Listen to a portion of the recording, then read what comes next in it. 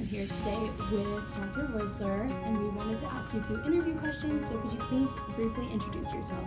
Hi there, I'm Don Royster. I'm one of the partners here at the Southern California Center for Reproductive Medicine, and I'm more than happy to welcome Patriot Conceptions today for our discussion. So the first question we wanted to ask is, what is the most common misconception about surrogacy that you encounter?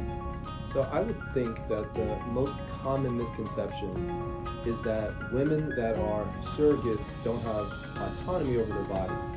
Sometimes intended parents have a lot of say-so when it comes to their pregnancy, but at the same time, the gestational carrier is her own person, and she makes her own clinical decisions as well, in consultation with her physicians and her intended parents.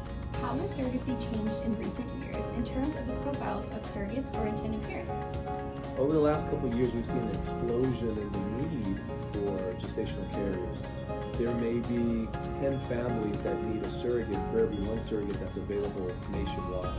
So I think that the demand has gone up tremendously, making it such that we have to find surrogates from all over the country to supply the needs for our fertility patient population. Ozempic has become a popular weight loss medication recently. However, there are concerns about its potential effects on fertility and pregnancy. As a fertility expert, what effects do you think Ozempic will have on fertility, conception, and other pregnancy outcomes? I think Ozempic and other medicines like it can be a game changer. People should be aware that obesity is an epidemic in the United States, and being obese can increase the chances that you have a miscarriage 2 to 3-fold above those women that are not obese. And for women that are obese, they have a 50% lower chance of achieving pregnancy, even with using fertility treatments. And so just be aware that the half-life of Ozempic is about a week.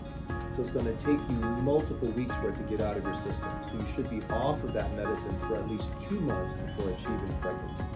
The Pope recently made a statement on surrogacy, and we wanted to know your thoughts on this. Wow, that's such an unfortunate statement that the Pope had here recently.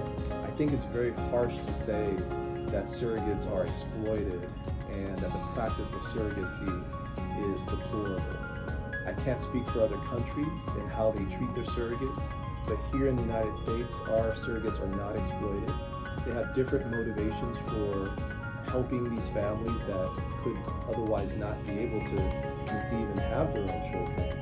I feel like surrogates here in the United States are some of the most selfless volunteers that we see in the fertility business.